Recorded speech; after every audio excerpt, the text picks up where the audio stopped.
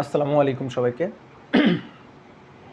রাসায়নিক পরিবর্তনের 3 নাম্বার লেকচারে তোমাদের সবাইকে স্বাগতম। আশা করি ইতিমধ্যে তোমরা রাসায়নিক পরিবর্তনের 1 এবং 2 নাম্বার লেকচার করে 3 নাম্বার লেকচার দেখতে আসছো সবাই। তো রাসায়নিক পরিবর্তনের 2 নাম্বার লেকচারে আমি সর্বশেষ তোমাদেরকে পড়িয়েছিলাম সেটা হচ্ছে অষ্টক নিয়ম এবং 2-এর নিয়ম, এবং তোমাদেরকে এটাও বলছিলাম যে এসএসসি পরীক্ষা বলো বা স্কুলের পরীক্ষা, মডেল টেস্ট পরীক্ষা, সব কিছুর জন্য 2-এর নিয়ম এবং অষ্টক নিয়মটা খুবই গুরুত্বপূর্ণ। আশা করি তোমরা সকলে ওই 2টার নিয়ম পড়ে আসছো। তো আজকে আমরা যেটা শুরু করব সেটা হচ্ছে নিষ্ক্রিয় গ্যাস এবং এদের স্থিতিশীলতা থেকে। হ্যাঁ, তাহলে আমি একটু পয়েন্টের নাম যদি লিখি,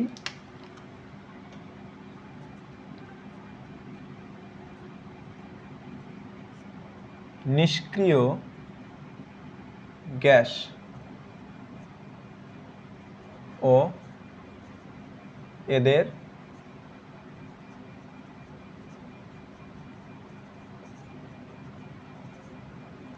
স্থিতিশীলতা। দেখো, নিষ্ক্রিয় গ্যাসটা কি আশা করি তোমরা সকলেই জানো। চতুর্থ অধ্যায়ে আমরা পড়েছি পর্যায় সারণীর 18 নম্বর গ্রুপের মৌলসমূহকে নিষ্ক্রিয় গ্যাস বলা হয়। তাহলে কি বললাম, পর্যায় সারণীর 18 নম্বর গ্রুপের মৌলগুলো যেগুলো ছিল সেগুলোকে আমরা কি বলি, নিষ্ক্রিয় গ্যাস বলি। দেখো, এই নিষ্ক্রিয় গ্যাসগুলা কেন এদেরকে নিষ্ক্রিয় বলা হয় বা এরা কেন স্থিতিশীল, সেই জিনিসগুলো নিয়ে আমরা আজকে ব্যাখ্যা করব। তো পর্যায় সারণীতে 18 নম্বর যে গ্রুপের মৌলগুলো ছিল, এই মৌলগুলা পর্যায় সারণীতে আমরা বলছিলাম মানে আধুনিক নিয়ম অনুযায়ী এটা 18 নম্বর গ্রুপের মৌল, এবং সনাতন নিয়ম অনুযায়ী এটা রোমান 8A গ্রুপের মৌল। তো এই জিনিসগুলো চতুর্থ অধ্যায়ের পড়া ছিল, আমরা চতুর্থ অধ্যায়ে এই জিনিসগুলো দেখছি। এবং 18 নম্বর গ্রুপের মৌলগুলো কী কী ছিল, হিলিয়াম, নিয়ন, আর্গন, ক্রিপ্টন, জেনন, রেডন, তাই না? আর একটা ছিল কি, অর্গানেসন, কিন্তু আমরা বলছিলাম সপ্তম যে পর্যায়টা আছে এই পর্যায়টা যেহেতু পূর্ণ পর্যায় নয়, তাই এই পর্যায়কে আমরা হিসাবের মধ্যে রাখবো না ওইভাবে, ঠিক আছে? তো দেখো, এই মৌলগুলার ইলেকট্রন বিন্যাস আমরা আগেই দেখে এসেছি, কিন্তু এখানে ব্যাখ্যার ক্ষেত্রে আমরা পুনরায় ইলেকট্রন বিন্যাসগুলো করব এবং আমরা এর যে স্থিতিশীলতা বা কেন এরা নিষ্ক্রিয় এই জিনিসগুলো বোঝার চেষ্টা করব। দেখো, হিলিয়ামের ইলেকট্রন বিন্যাস দেখব, নিয়ন, আর্গন, ক্রিপ্টন, জেনন, রেডন, অর্গানেসন। হ্যাঁ, তো দেখো এখানে হিলিয়ামের ইলেকট্রন বিন্যাস হচ্ছে 1s2, নিয়নের হচ্ছে 1s2, 2s2, 2p6, আর্গনের 1s2, 2s2, 2p6, এরপরে 3s2, 3p6, ক্রিপ্টনের 1s2, 2s2, 2p6, 3s2, 3p6,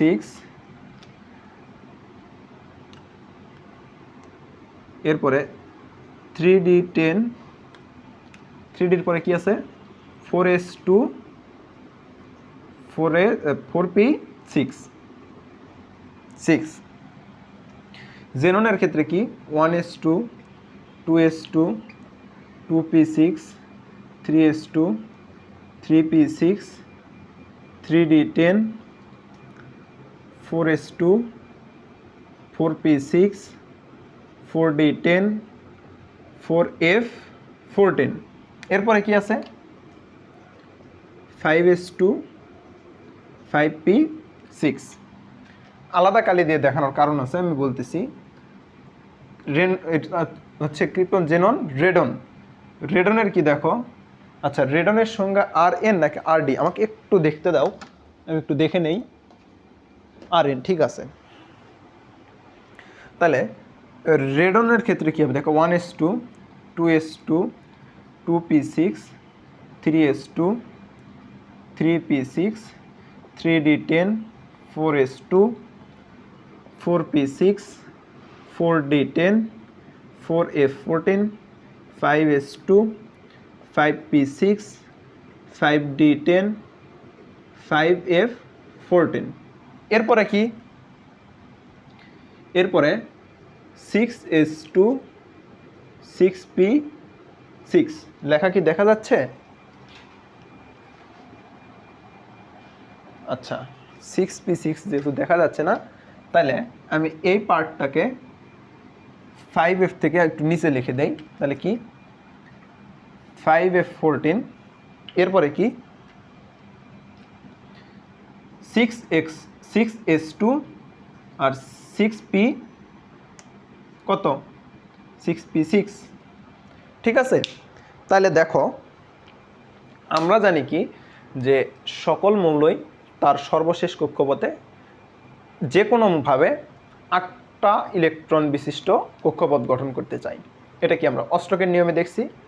এরপরে কি 2-এর নিয়মে দেখছি কি মৌলসমূহ এক বা একাধিক ইলেকট্রন শেষ কক্ষপথে জোড়ায় জোড়ায় রাখতে চাই। তো আমরা এখানে অষ্টক নিয়মটা এই নিষ্ক্রিয় মৌলগুলোর ক্ষেত্রে দেখতে পাই যে আমরা কি জানি মৌল কখন সর্বোচ্চ স্থিতিশীল হয়, যখন তার সর্বশেষ কক্ষপথে সে ইলেকট্রন গ্রহণ ত্যাগ অথবা শেয়ারের মাধ্যমে 8টি ইলেকট্রন নিয়ে আসে, তখন সেই মৌলটা কি হয়, স্থির হয়। এখন কথা হচ্ছে এই যে ইলেকট্রন গ্রহণ ত্যাগ বা শেয়ার কেন করে, স্থিতিশীলতা অর্জনের জন্য। তাহলে যাদের সর্বশেষ কক্ষপথে 8টা ইলেকট্রন থাকবে, তারা কি কারোর সঙ্গে শেয়ার করা বা গ্রহণ ত্যাগের দরকার আছে? নাই, কারণ তাদের তো 8টা আছেই। চিন্তা করো একটা জিনিস, তোমার পেট ভরার জন্য 100 গ্রাম চালের ভাতের দরকার। কি বললাম, তোমার পেট ভরার জন্য 100 গ্রাম চালের ভাতের দরকার। তোমার প্লেটে 100 গ্রাম চালেরই ভাত আছে, তাইলে তোমার কি কারো থেকে নেওয়ার বা কাউকে দেওয়ার প্রয়োজন আছে? নাই। কিন্তু তুমি চিন্তা করো তোমার প্লেটে 80 গ্রাম চালের ভাত আছে, তোমার কি তাইলে ওইটা খেয়ে পেট ভরবে? ভরবে না। কারণ কি, তোমার দরকার 100 গ্রাম কিন্তু প্লেটে আছে 80 গ্রাম। তার মানে কি করতে হবে, তখন তোমাকে কারো থেকে 20 গ্রাম চালের ভাত তোমাকে কি করতে হবে, গ্রহণ করে নিতে হবে বা কারো থেকে নিতে হবে, তাই না? আচ্ছা, ঠিক আছে, এটা গেল। আরেকটা বলি কি, যে ধরো তোমার কাছে 120 গ্রাম চালের ভাত আছে, কিন্তু তোমার তো দরকার 100 গ্রাম। তাহলে কি করতে হবে, এই 20 গ্রাম তোমাকে কারো কাছে না কারো কাছে তো দিতেই হবে, দিতে হবে না? দিতে হবে। তো এই যে এইরকম করে তুমি যে কোনো মূল্যে 100 গ্রাম দিয়ে তোমার পেটটা ভরাচ্ছ, তার মানে কি তোমার পেট ভরানোর জন্য যেটুকু দরকার সেইটুকু যে কোনোভাবে তোমাকে ম্যানেজ করতে হচ্ছে। যদি তোমার কাছে 100 গ্রাম চালেরই ভাত থাকতো, তাহলে তুমি কারো থেকেই নিতে না। যখন কম ছিল তখন কারো থেকে চেয়ে নিচ্ছ, যখন বেশি ছিল তখন কাউকে দিয়ে তোমার পরিমাণটা তুমি ঠিক রাখতেছো। ঠিক এগুলার ক্ষেত্রেও সেই রকম। দেখো হাইড্রোজেনের কয়টা ইলেকট্রন আছে শেষ কক্ষপথে? 2টা। কোনটাতে? 1s2-তে। তাহলে 1s2 মানে কি, প্রথম শক্তি স্তর। প্রথম শক্তি স্তরের ইলেকট্রন ধারণ ক্ষমতা কি, কত? আমরা সবাই সূত্র জানি কি, n স্কোয়ার। তাহলে কি 1-এর উপর স্কোয়ার মানে কত হয়? 2n square. তাহলে 2n স্কোয়ার মানে 1-এর উপর স্কোয়ার কত? 2। তাহলে যেহেতু প্রথম কক্ষপথে 2টা ইলেকট্রনই থাকতে পারে, তার মানে কি এই কক্ষপথটা 2টা ইলেকট্রন নিয়ে স্থির। কথা বুঝাইতে পারছি? যেহেতু প্রথম কক্ষপথে 2টা ইলেকট্রনই থাকবে এবং আছেও 2টা, তার মানে কি সে অটোমেটিক স্থিরই আছে। অথবা 2-এর নিয়ম থেকে আমরা বলতে পারি যে কি এক জোড়া মৌল এখানে যেহেতু আছে, সেহেতু কি এই পরমাণুটা স্থির। বুঝাইতে পারলাম?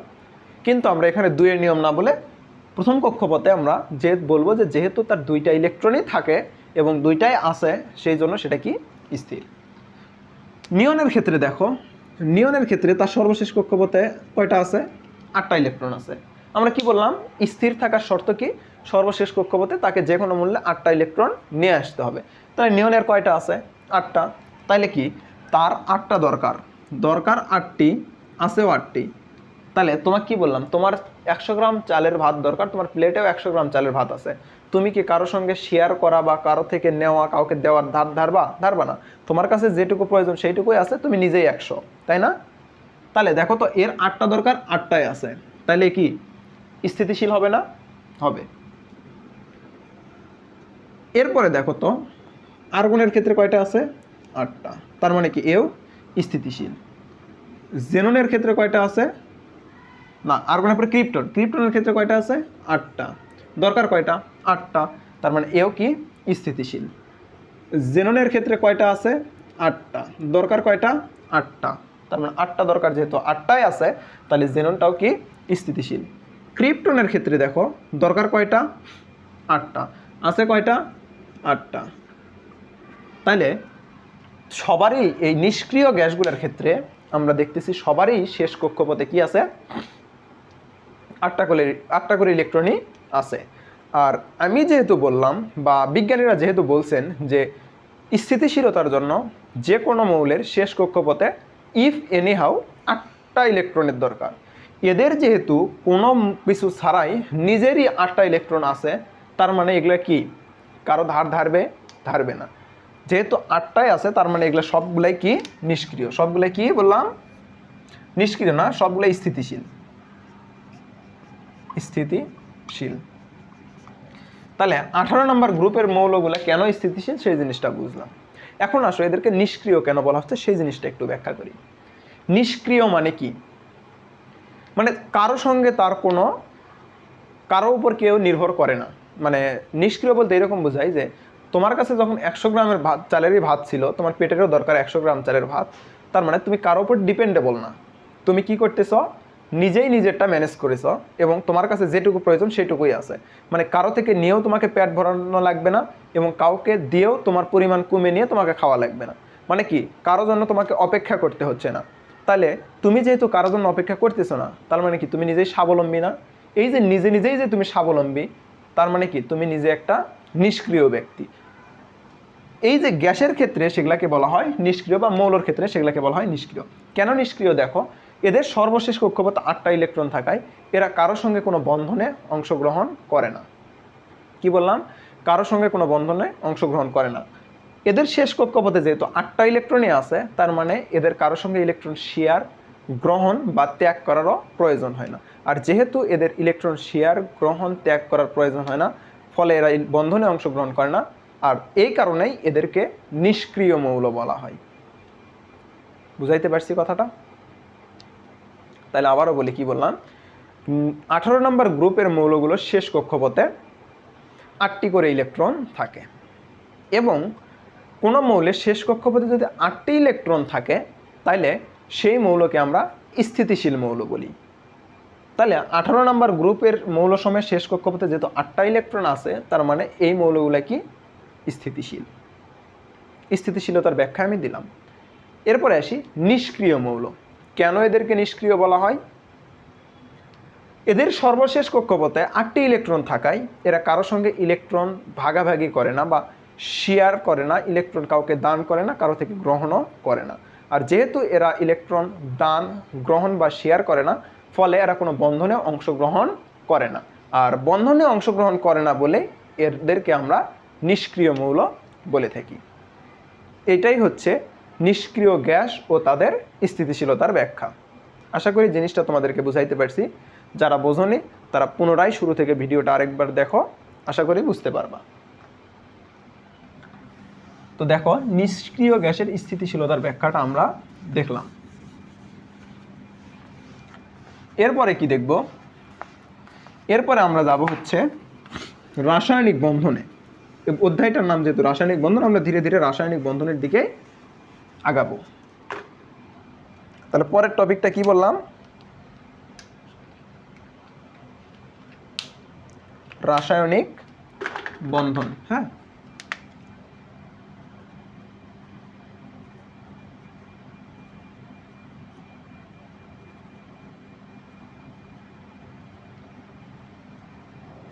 রাসায়নিক বন্ধন।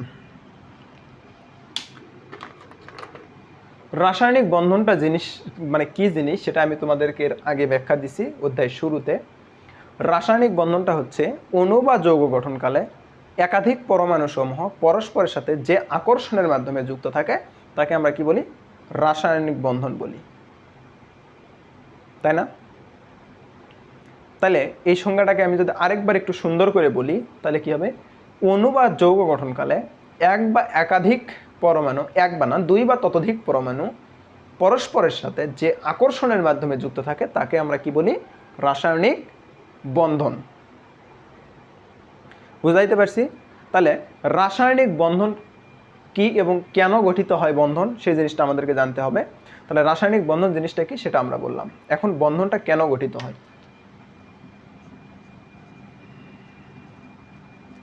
রাসায়নিক বন্ধন কেন গঠিত হয়, প্রশ্ন এটা। দেখো, আমরা একটু আগে নিষ্ক্রিয় মৌলগুলো পড়ার সময় কি বললাম? সকল মৌলই স্থিতিশীল হইতে চায়। তাহলে কি বললাম? সকল মৌলই কি হতে চায়?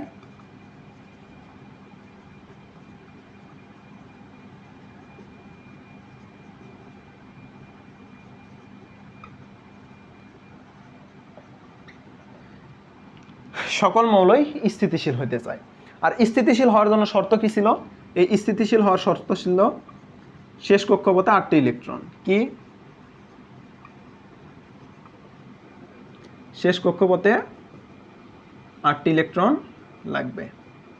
বুঝো, ভালো করে জিনিসটা বুঝো।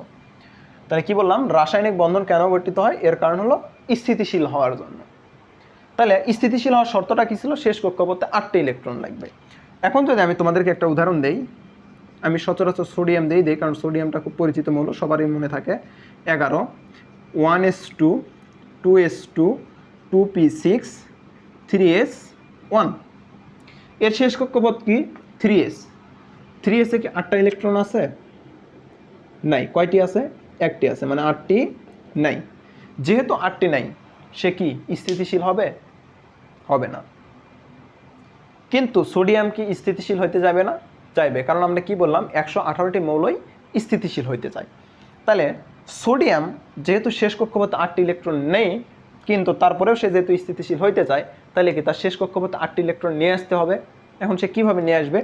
হয় তার 3s এ, আচ্ছা এটা যদি আমি তোমাদেরকে একটু মডেল আকারে দেখাই, বুঝতে সুবিধা হবে। সোডিয়াম, এটা সোডিয়াম, তাই না?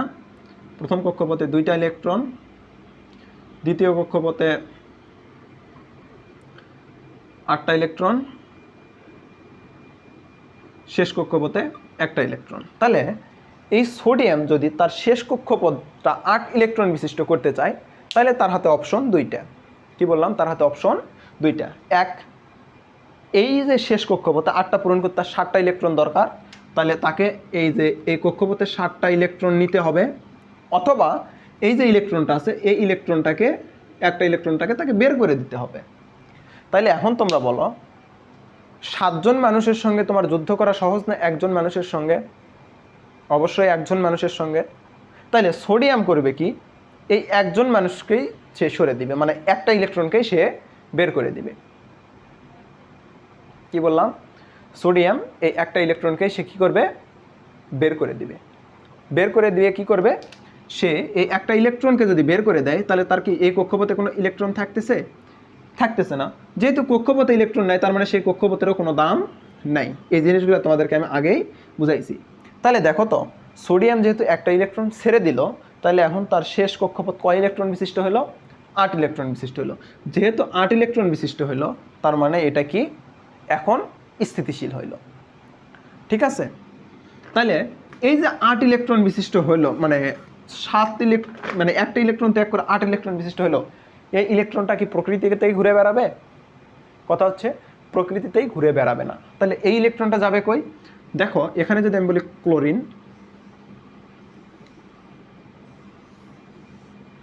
ক্লোরিনের প্রথম কক্ষপথে থাকে 2টা ইলেকট্রন, দ্বিতীয় কক্ষপথে থাকে 8টা ইলেকট্রন, তৃতীয় কক্ষপথে থাকে 7টা ইলেকট্রন, তাই না?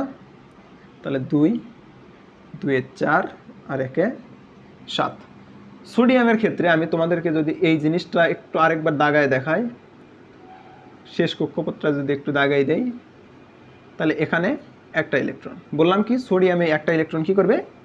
বের করে দেবে। তাহলে এই একটা ইলেকট্রন এখানে আসলো, আসার পরে একটা ইলেকট্রন তো প্রকৃতিতে থাকবে না, তাকে কোনো না কোনো মৌলের কাছে যাইতে হবে।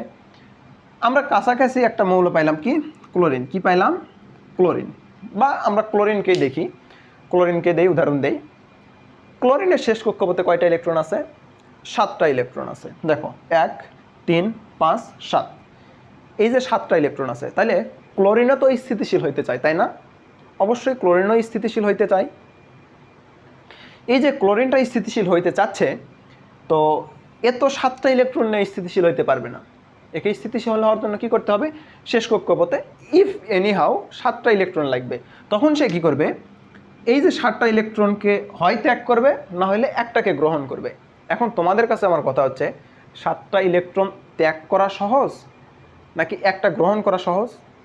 অবশ্যই একটা গ্রহণ করা সহজ।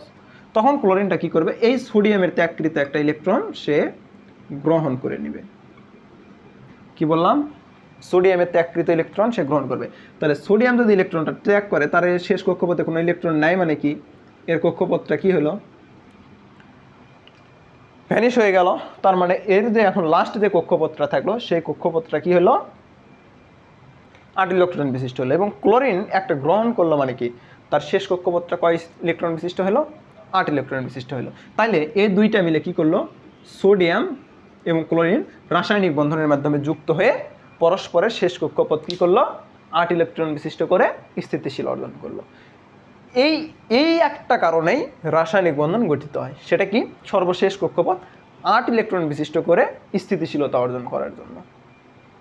তাহলে আশা করি আমি বুঝাইতে পারছি কেন রাসায়নিক বন্ধন গঠিত হয়। তোমরা যদি বুঝে না থাকো, এই পার্টটুকু আবার দেখো, তাহলে আশা করি বুঝতে পারবা। আমি তোমাদেরকে আরেকটা কথা একটু মাঝখানে বলে দেই, তোমরা তো আমার ক্লাস অবশ্যই করবা, কিন্তু কথা হচ্ছে যে আমার ক্লাস করলে তোমাদের যখন মেইন বইয়ে তোমরা যাবা, তখন দেখবা মেইন বইয়ের সব কিছুই আমি তোমাদেরকে এখানে পড়িয়ে দিচ্ছি। এরপরে তোমাদেরকে কি করতে হবে, মেইন বইটা রিডিং পড়তে হবে। কারণ মেইন বই রিডিং না পড়লে, তোমার যদি মেইন বইয়ের সাথে কন্ট্যাক্ট ভালো না থাকে, তাহলে তুমি পরীক্ষায় ভালো করতে পারবে না। কারণ দিন শেষে সব কোশ্চেন তোমার মেইন বই থেকেই হবে। ঠিক আছে? তাই আমার ক্লাস শেষ করে আমি তোমাদেরকে প্রত্যেকটা চ্যাপ্টারের টপিক ধরে ধরে পড়াই। হ্যাঁ, এই যে এই কর্নারে আমার টপিকের নাম লেখা থাকে, তোমরা ওখান থেকে টপিকটা টুকে নেবা খাতায়, তোমরা তো নোট করাই, ওখানে তো নোটে থাকবেই টপিকের নাম। এই টপিকগুলো তোমরা মেইন বই পড়বা, দেখবা আমি যা পড়াচ্ছি এই জিনিসগুলোই ওখানে বলা আছে। এখানে আমি সুন্দর করে বুঝাই দিচ্ছি, তোমরা শুধু ওখানে রিডিং করে একটু বইটা মার্ক করে নিবা। ঠিক আছে? তো এখন আসলে আমরা পড়াশোনায় ব্যাক করি। কী ছিলাম, রাসায়নিক বন্ধন কেন গঠিত হয়, এই জিনিসটার ব্যাখ্যা এখানে আমরা দিলাম। তার মানে কি, একটা কথাই যদি বলি, রাসায়নিক মৌল কেন গঠিত হয়, স্থিতিশীল হতে। কেন, সকল মৌল স্থিতিশীল হতে রাসায়নিক বন্ধন গঠন করে। দেখো, রাসায়নিক বন্ধন জিনিসটা কি সেটা গেল, এবং কেন গঠিত হয় এটাও গেল। এরপরে আমরা আবার পড়বো আজকে কি, এরপরে পড়ব ক্যাটায়ন ও অ্যানায়ন। কি পড়ব, ক্যাটায়ন ও অ্যানায়ন। ক্যাটায়ন ও অ্যানায়ন। দেখো, ক্যাটায়ন এবং অ্যানায়ন জিনিসটা কি। ক্যাটায়ন হচ্ছে ধনাত্মক চার্জ বিশিষ্ট আয়ন, অ্যানায়ন হচ্ছে ঋণাত্মক চার্জ বিশিষ্ট আয়ন। বাট সংজ্ঞা কি এইটুকু লিখলেই হবে? কথা হচ্ছে না, এইটুকু সংজ্ঞা লিখলে হবে না, সংজ্ঞাটাকে আমাদেরকে আরও সুন্দর করে সাজিয়ে লিখতে হবে। কিভাবে লিখবো আসলে আমি যদি একটু ব্যাখ্যা করি, আমরা প্রথমে পড়ব ক্যাটায়ন। কি পড়ব, ক্যাটায়ন। দেখো, আমরা সকলেই জানি পর্যায় সারণীর বাম পাশের মৌলগুলো হচ্ছে ধাতু এবং ডান পাশের মৌলগুলো হচ্ছে কি, অধাতু। ধরো এটা একটা পর্যায় সারণী,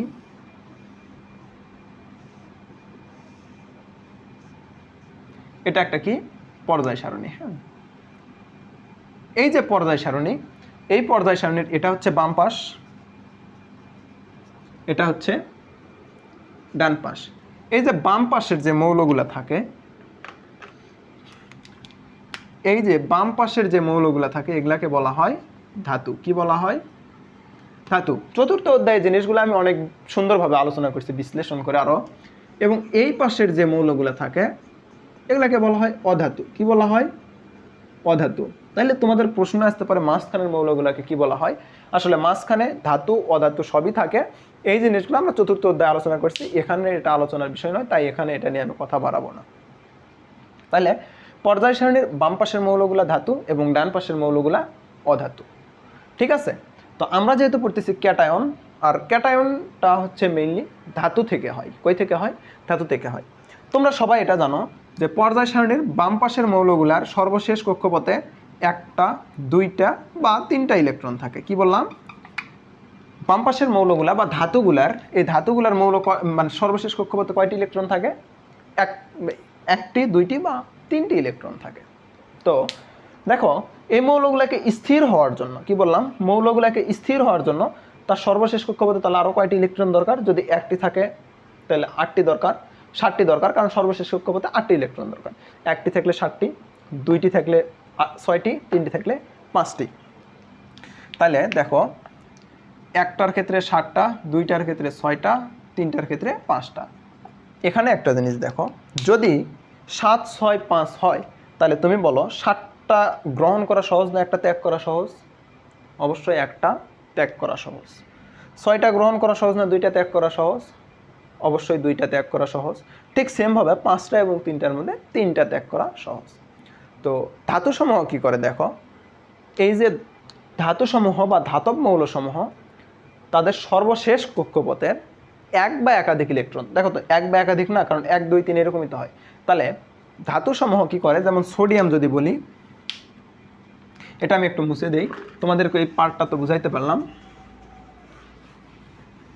দেখো, এটা হচ্ছে সোডিয়াম।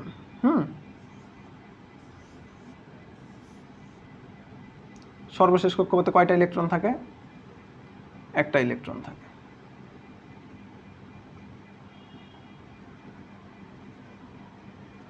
তাহলে এর শেষ কক্ষপথ পূরণ করার জন্য যেহেতু 7টা ইলেকট্রন দরকার, সে কি করবে?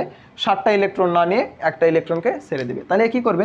এই যে একটা ইলেকট্রন, এই একটা ইলেকট্রনকে সে কি করবে? ছেড়ে দিল, মানে মাইনাস, মানে কি বাদ দিল, দিয়ে কি হবে? সোডিয়ামের গঠনটা তখন এরকম আসবে না?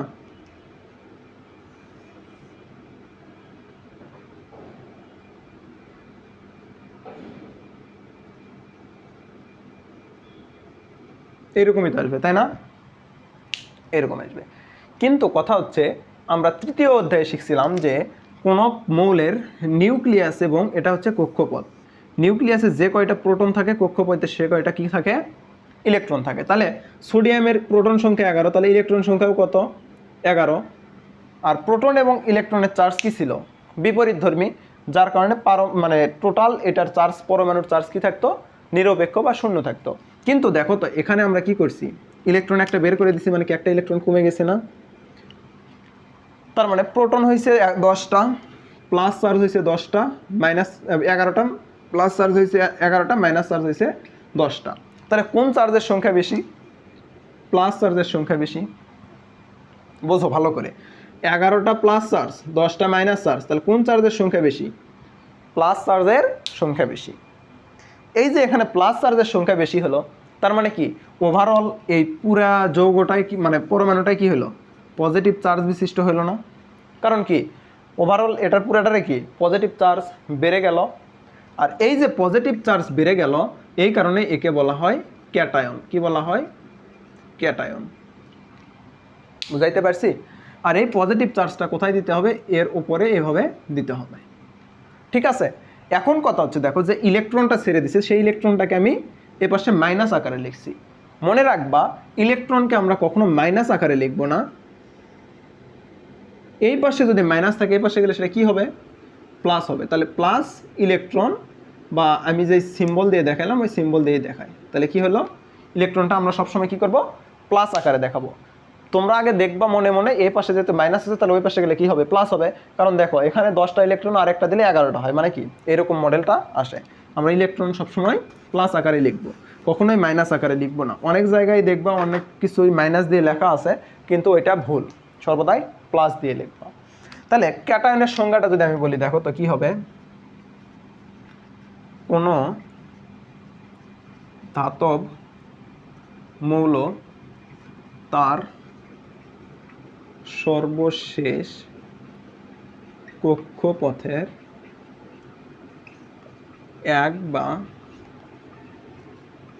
একাধিক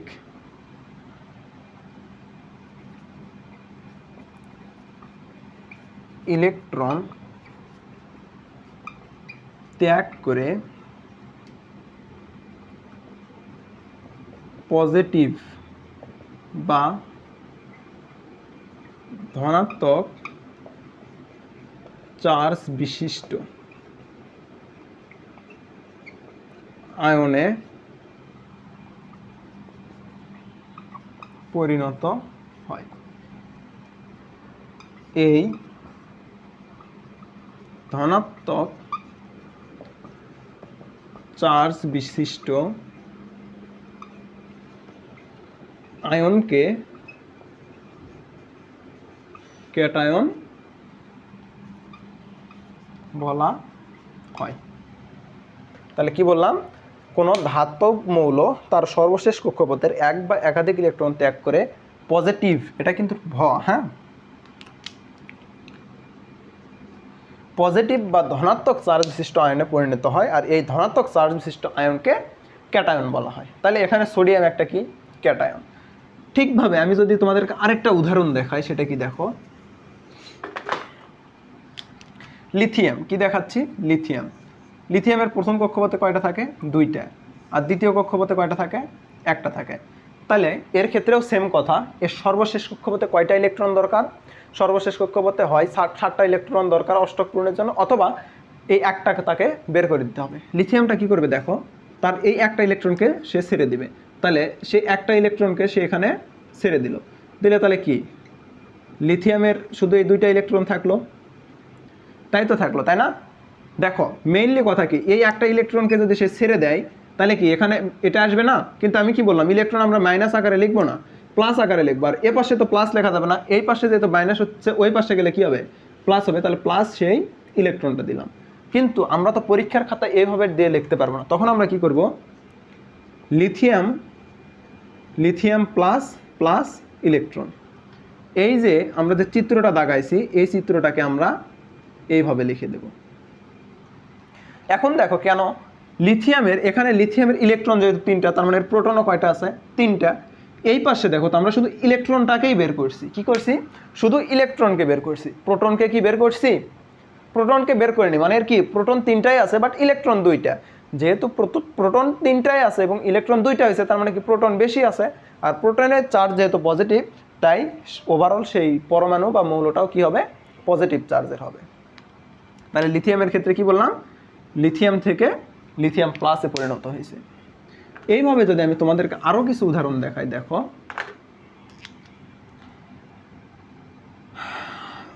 লিথিয়াম, বেরিলিয়াম, এটা কি করবে, বেরিলিয়াম 2 প্লাস প্লাস 2 ইলেকট্রন। কারণ কি বেরিলিয়ামের চার্জ দেখো, বেরিলিয়ামের 4টা ইলেকট্রন আছে, 4টা ইলেকট্রন মানে প্রোটনও 4টা আছে, তাহলে কি 4টা থাকলে তো অষ্টক পূরণ হবে না, কারণ প্রথম কক্ষপথে 2টা, পরের কক্ষপথে 8টা লাগবে, 10টা থাকা লাগবে। তাহলে পরের কক্ষপথের কয়টা আছে, 2টা আছে, অষ্টক পূরণের জন্য কয়টা দরকার, 6টা দরকার। যেহেতু 6টা দরকার, তাকে 6টা গ্রহণ করতে হবে, আর এটা যেহেতু কঠিন তাই সে 6টা গ্রহণ না করে কি করবে, 2টা ত্যাগ করে দিবে। তাহলে সে কি করবে, এই যে দেখো এখান থেকে 2টা ইলেকট্রন ত্যাগ করে দিয়ে বেরিলিয়াম 2 প্লাসে গঠন করবে। কিন্তু আমি কি বলছি, আমরা এই ইলেকট্রনকে কখনো মাইনাস আকারে এই পাশে লিখবো না, ওই পাশে প্লাস আকারে দেব। তাহলে দেখো এখানে আমরা কি লিখবো, বেরিলিয়াম 2 প্লাস প্লাস 2 ইলেকট্রন। এই যে দেখো এখানে তোমাদের মনে রাখার একটা টেকনিক বলে দেয়, উপরে প্লাস যত দিবা প্লাস ইলেকট্রনও সে কয়টা দিবা, কারণ যে কয়টা ইলেকট্রন বের করে দিচ্ছে ওই কয়টা প্রোটনই তো বেশি হচ্ছে, আর ওই প্রোটনের চার্জটাই তো পজিটিভ আকারে থাকতেছে।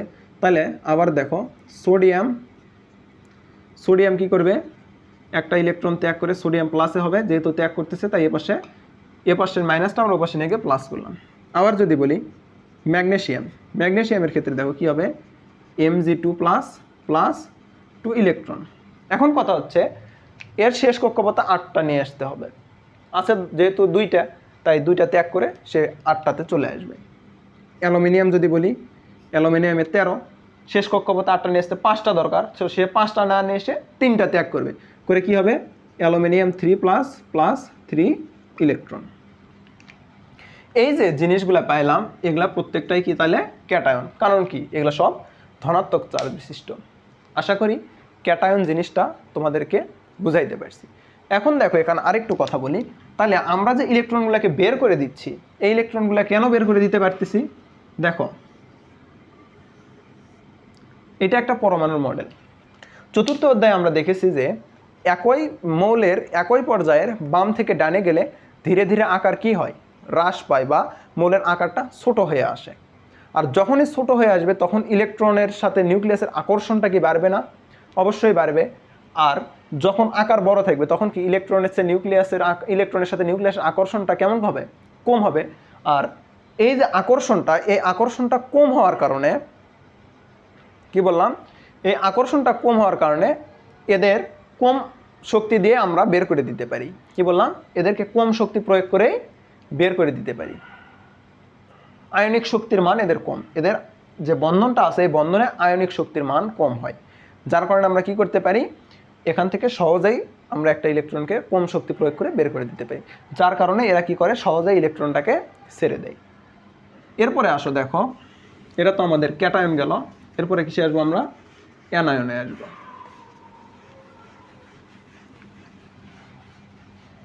ক্যাটায়ন শেষ, এরপরে আমরা আসবো কি, অ্যানায়ন। দেখো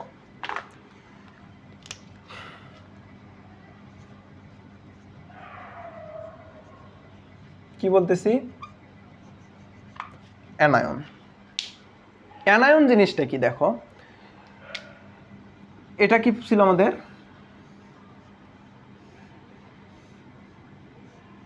পর্যায় সারণী ছিল, তাই না? এই যে পর্যায় সারণী আমরা কি বললাম, বাম থেকে ডানে গেলে পরমাণুর আকার ধীরে ধীরে কি হয়, ছোট হয়। তাহলে যদি ছোট হয়, তাহলে যখন আকার ছোট হবে তখন কি নিউক্লিয়াসের সাথে ইলেকট্রনের আকর্ষণটা কি হবে, আরো শক্তিশালী আকর্ষণ হবে না? হবে। আর এই যে শক্তিশালী যে আকর্ষণটা হয়, এই শক্তিশালী আকর্ষণে আয়নিক শক্তির মান অনেক বেশি থাকে, যেটা আমরা সাধারণ রাসায়নিক বিক্রিয়া থেকে পাই না। তাই এই যে নিউক্লিয়াসের সাথে ইলেকট্রনের যে আকর্ষণটা, এই আকর্ষণটাকে ভেঙে ধাতব মৌলসমূহ কি করতে, মানে অধাতব মৌলসমূহ কি করতে পারে না, সর্বশেষ কক্ষপথের ইলেকট্রনটাকে ছেড়ে দিতে পারে না। এখন দেখো কেন পারে না, এটা একটু বিশ্লেষণ করি আবারও একবার। দেখো, অধাতব মৌলসমূহের শেষ কক্ষপথে ইলেকট্রন 5, 6 বা 7টা থাকে। কি বললাম, 5, 6 বা 7টা থাকে। তাহলে তুমি একটা জিনিস চিন্তা করো, স্বাভাবিকভাবে চিন্তা করো, শেষ কক্ষপথে যদি 5টা ইলেকট্রন থাকে, কয়টা, যদি 5টা ইলেকট্রন থাকে, তাহলে এর শেষ কক্ষপথে 8টা ইলেকট্রন নিয়ে আসার জন্য কয়টা ইলেকট্রন দরকার, 3টা দরকার। এর 6টা থাকলে কয়টা দরকার, 2টা দরকার। 7টা থাকলে কয়টা দরকার, 1টা দরকার। আমি যেটা বললাম আয়নিক শক্তির মান, এটা যদি নাও বুঝে থাকো সমস্যা নাই, তোমরা এইভাবে বোঝো যে 5টা ইলেকট্রন ছেড়ে দেওয়া কঠিন নাকি 3টা গ্রহণ করা কঠিন? অবশ্যই 5টা ইলেকট্রন ছেড়ে দেওয়া কঠিন 3টা গ্রহণ করার চেয়ে। তার মানে তারা কি করবে, ইলেকট্রন ছেড়ে না দিয়ে 3টা ইলেকট্রন কি করবে, গ্রহণ করবে।